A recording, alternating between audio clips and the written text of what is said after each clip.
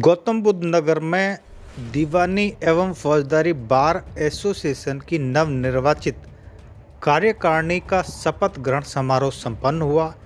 इस मौके पर उत्तर प्रदेश के उप मुख्यमंत्री ब्रजेश पाठक और जिला जज अवनीश सक्सेना ने नवनिर्वाचित कार्यकारिणी के पदाधिकारियों को पद और गोपनीयता की शपथ दिलाई।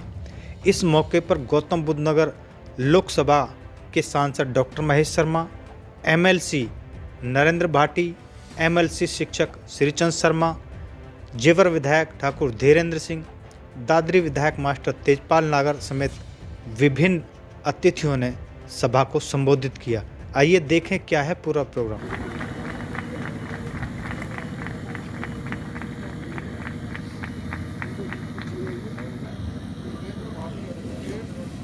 पद का नाम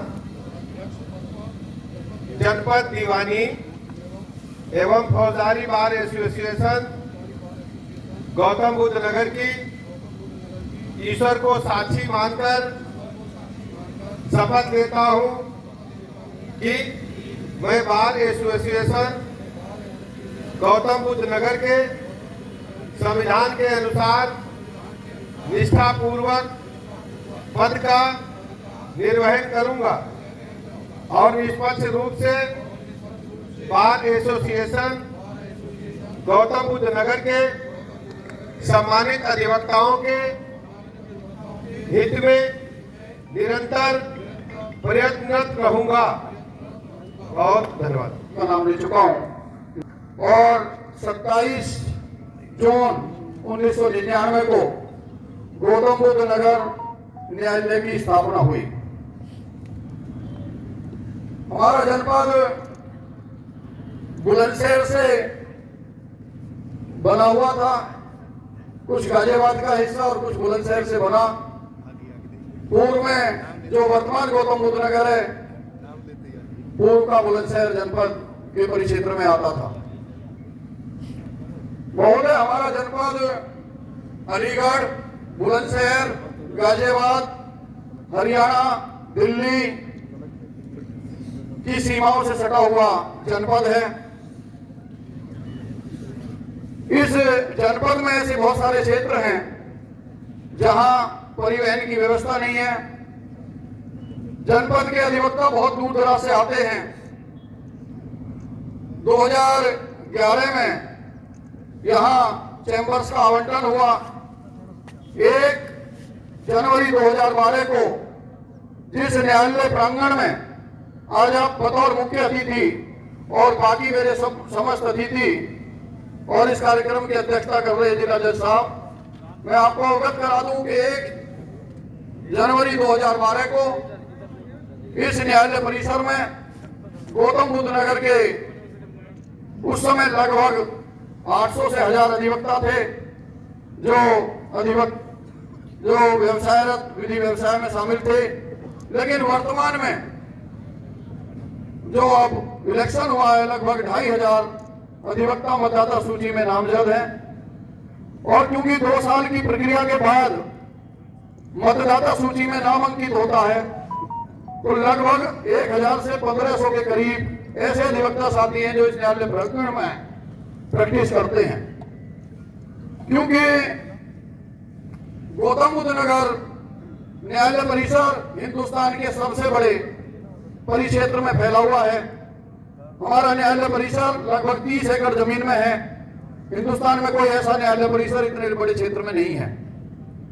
बावजूद इसके हमारे यहाँ लगभग 4 एकड़ भूमि अधिवक्ताओं के चैंबर्स के लिए आवंटित हुई। सभी आवंटित भूमि पर चैंबर बन चुके हैं। लेकिन 2011 के बाद लगभग 2000 के करीब 1500-2000 करीब अधिवक्ता इस व्यवसाय में आए गौतम बुद्ध नगर में। क्योंकि गौतम बुद्ध नगर उत्तर प्रदेश की आर्थिक राजधानी माना जाता है और उत्तर प्रदेश का मुखौटा गौतम बुद्ध नगर को माना जाता है।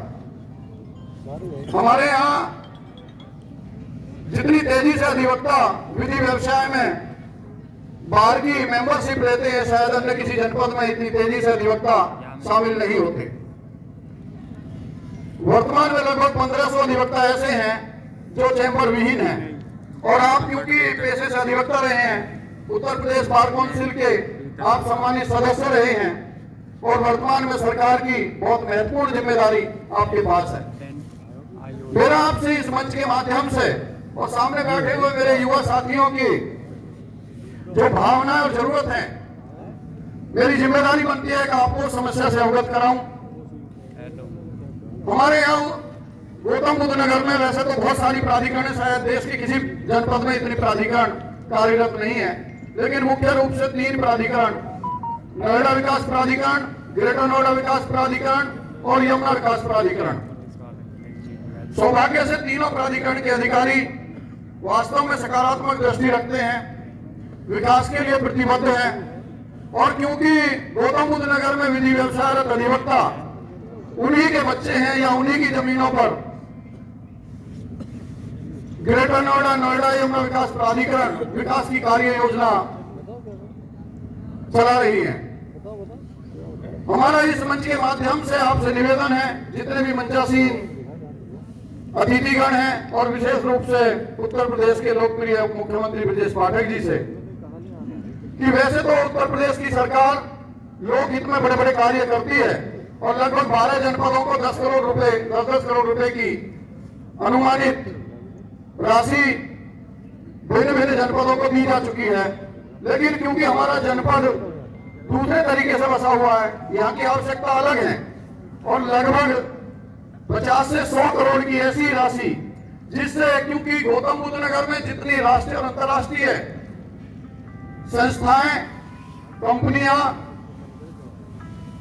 स्थापित हैं, हिंदुस्तान में सिर्फ यदि कोई राष्ट्रीय अंतर्राष्ट्रीय प्रतिनिधिमंडल आता है तो उसे दिल्ली की साकेत कोर्ट का भ्रमण कराया जाता है।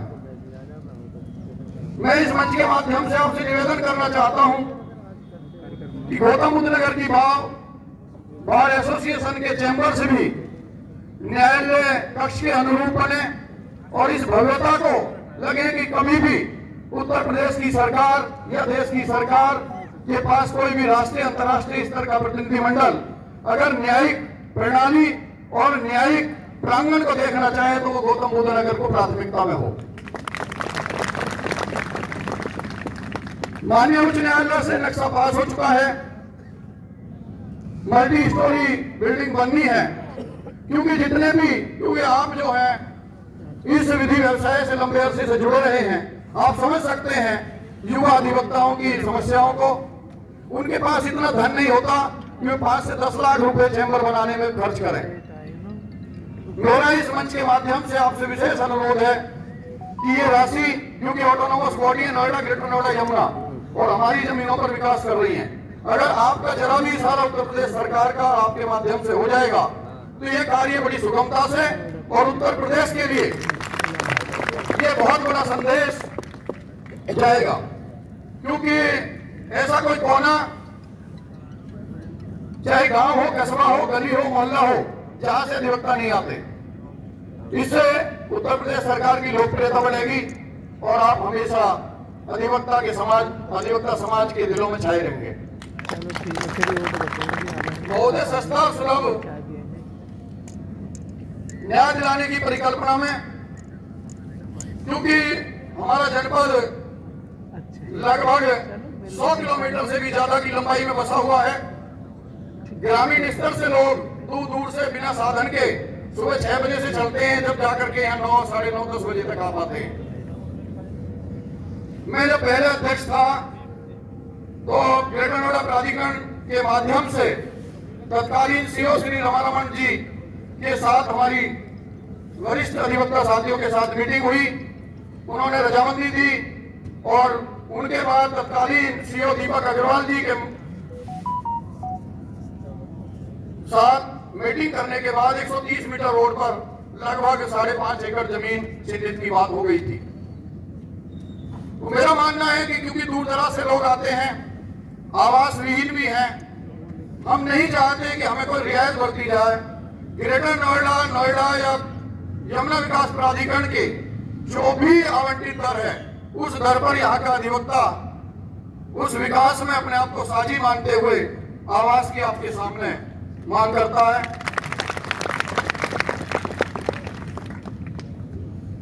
हमारे यहाँ मुझे बताते हुए बड़ा हर्ष हो रहा है, 2016 में क्योंकि लगभग 20 से 30 हजार पीड़ित व्यक्ति, चाहे जिला न्यायालय परिसर हो, चाहे कलेक्ट्रेट हो, चाहे पुलिस ऑफिसर्स के कार्यालय हो, चाहे एजुकेशन सेंटर हो, चाहे कंज्यूमर फोरम हो, बहुत सारे जितने भी जिले के मुख्यालय सीडी ऑफिस हो, लगभग 1 किलोमीटर के दायरे में बसे हुए हैं। यहाँ लगभग 20 से 30 हजार प्रतिदिन व्यक्ति अपनी समस्या को लेकर के आता है और सड़क पार करने के लिए कोई ऐसी सुविधा, कोई परिवहन की ऐसी व्यवस्था यहाँ नहीं है जो सुरक्षा की दृष्टि से न्यायालय परिसर में या अन्य संस्थान में अपनी पीड़ा को व्यक्त करने के लिए आ जाए। महेश शर्मा जी,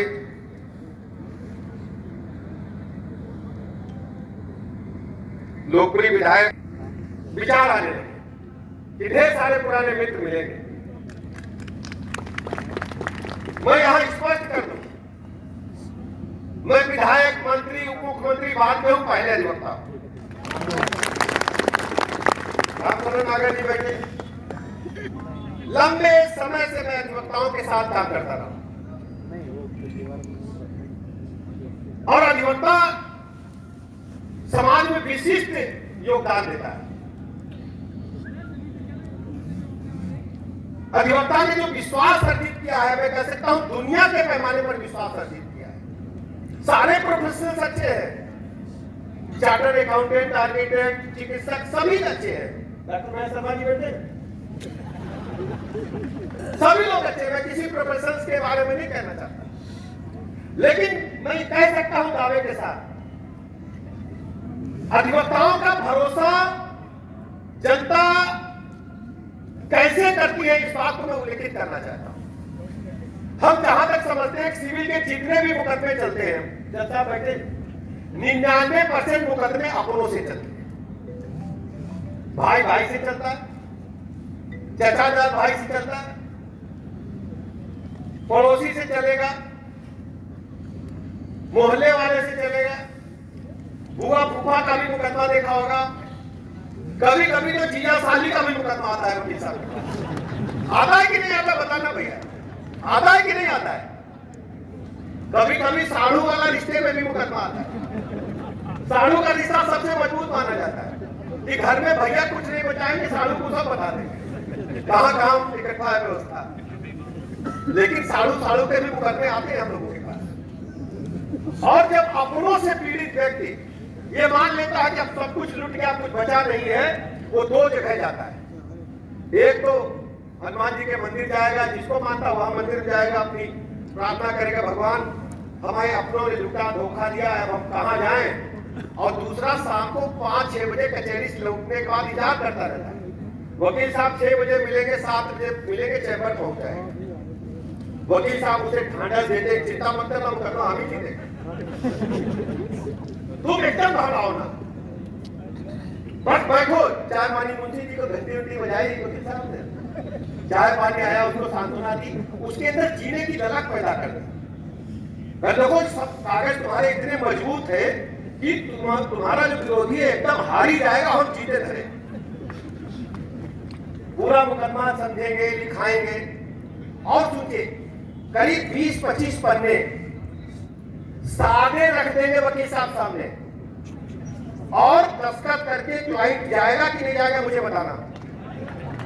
वादकारी को सस्ता और सुलभ न्याय दिलाने हेतु कुछ विकास कार्यों के लिए भाई ने मुझे दिए हैं। मैं इसमें भाई परमिंदर और अजीत भाई के साथ बैठकर जिस लायक भी हैं, हम देशपाल जी, भाई अपना आदरणीय नरेंद्र भाटी जी, श्रीचंद जी, सब लोग मिलकर अपनी इस बार के प्रति समर्पित हैं। अपने अधिवक्ता बंधुओं का सम्मान करते हुए मैं पूरा विश्वास दिलाता हूं कि बार के सभी साथों कार्यों में हम उनके साथ रहेंगे।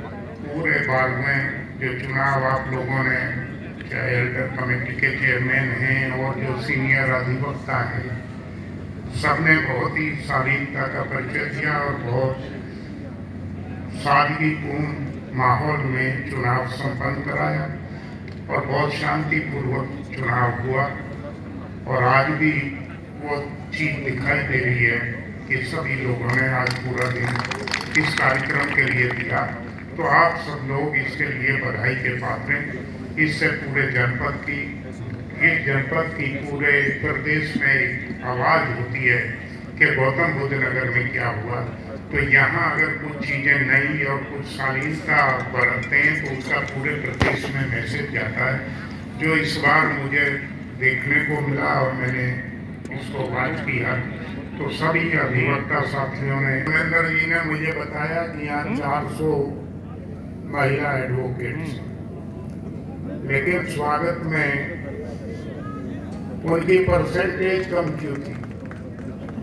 जब 400 एडवोकेट्स हैं बहन बेटियां, तो स्वागत में सब जेंट्स ही आ रहे थे एडवोकेट, लेडीज तो एक आई है या दो, तो उनकी परसेंटेज क्यों? अभी 33% आरक्षण भी लागू हो रहा है। आप लोगों से इनमें से ही बहुत सारी बहुत आगे निकल जाएंगे।